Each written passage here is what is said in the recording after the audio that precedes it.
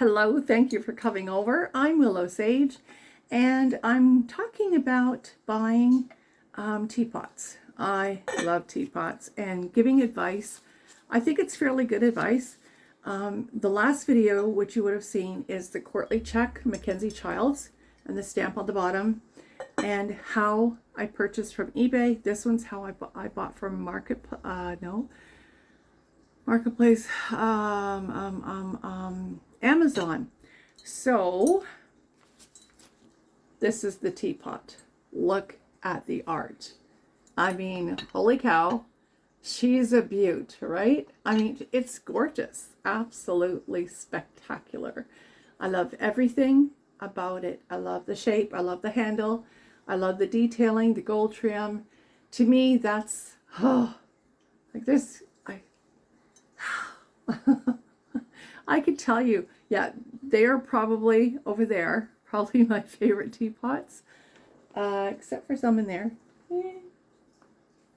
Yeah, there's a couple over there. Anyway, okay, so how did I select that? First, I love the art. I went to Amazon and I'm looking at, okay, I want a Royal Albert teapot. What am I looking for? And as soon as I saw the illustration, Duchess, and I thought, oh, would that ever be nice in a teapot? Now here it says 1910 Duchess. It tells you a bit about it. George V came to the throne 1910 from the death of King Edward VII. Later in the decade, Britain, along with many other countries, endured the First World War. The Duchess pattern is inspired by designing from the period and has echoed of the Regency style with a solid black color, but now Royal Albert signature roses. And I just think it's so lovely how it's done. So it goes into detail and explanation. Now, I'm telling you right now, once you buy one of these, like the collectibles, you're stuck. Oh, baby, you stuck. So I looked at it, I was like, okay, they're new, they come from England, and you're paying a pretty penny. Be prepared to pay up to $500 because that's the way it's going to happen. With it, you will get a proper sugar bowl. Now, a lot of sugar bowls you don't get. You just get the little round ones. It's like a dessert thing. And then, of course, you get the creamer. And I think it's ever so lovely. Just look at that. The artwork. I mean, one piece, if you bought this secondhand somewhere, if somebody didn't know what it's worth and they, we're selling it in the store, you could pick up one piece and use it on your nightstand. There's all kinds of, different fancy ways of using it. I think it very lovely. I do enjoy it, and I really do set a proper tea service. The other one is, I'm just going to tell you, I'm going to show you the picture. Yes, I have that teapot and cream and sugar. It's called Festival, from 1950. Queen Elizabeth II came to the throne in 1952 at the tender age of 25. Her coronation was seen the world over thanks to the wonders of television. The post-war era was so bold, floral, signifying a rebirth with many designs using English flowers. Festival features pretty harebells and the blue of the flowers of the background and the borders. And I look at it, I don't see that. And I don't think anything English of it other than the fact that it's well made. So I will buy Bombay. It's the only thing I'll buy that's Asian. I don't particularly care for it, and that's me. I like English dishes. I look for British dishes just as a test. I go to a store, I'm not even buying, and I look and it's like, oh, how many English dishes can I find? And I just spot them. It's like, it's fun.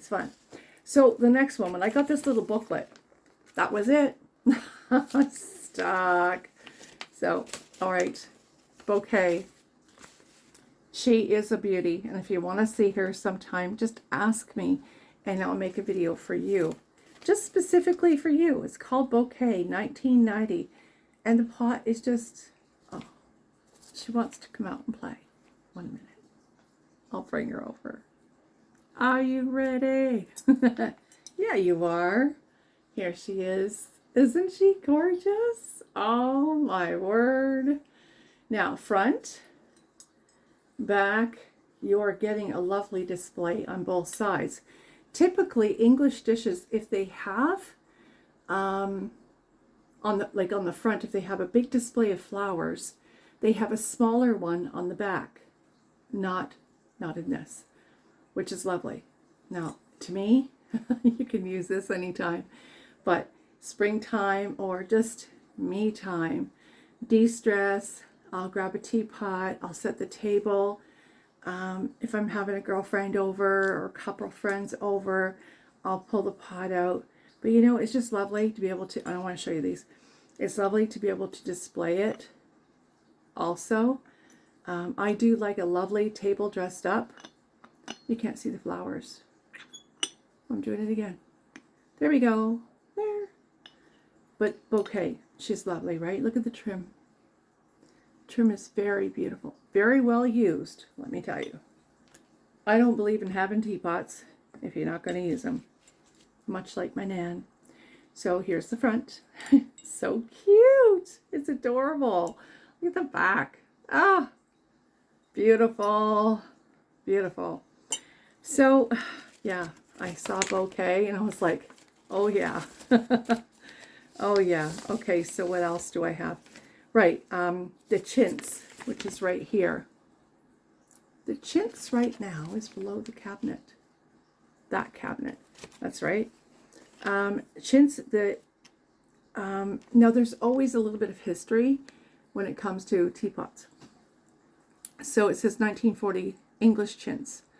Britain endured Second World War with many historic battles and events. It was Winston Churchill who is best remembered for bringing the Second World War to a close. English chintz is a formal pattern typical of chintz styles for the decades, and delicate roses and forget-me-nots against a crackled background. Now, I want to talk about that crackled background because that's really important if you're planning to buy, okay? Don't mistake crackled for crazing. Crazing, I'm not showing that teapot. It needs baking soda. So does that.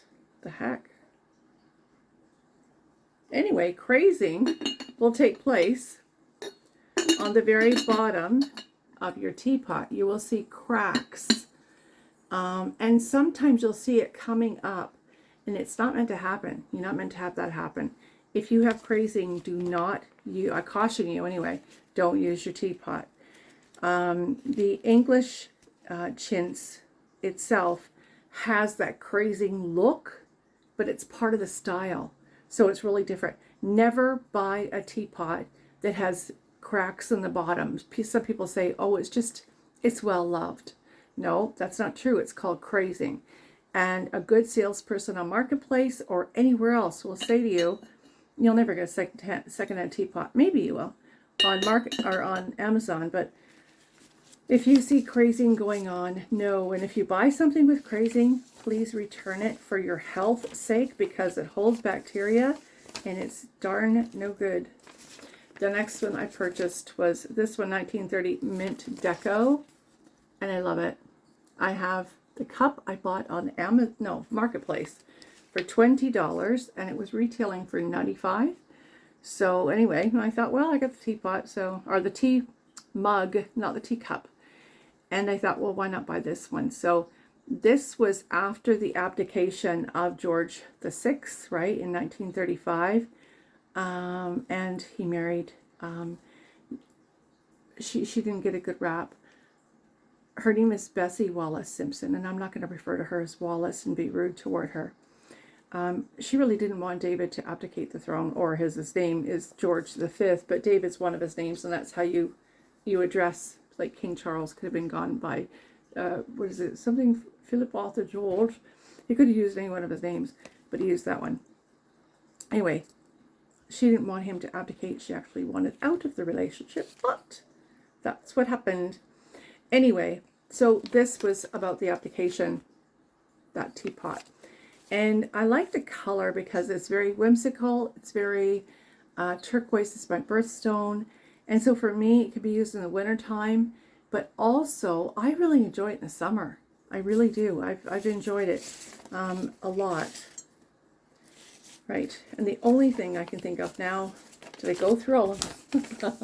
Yes, two of them I could think of. I would love to have this in way of teapot, and it's called Golden Roses. I have the cups.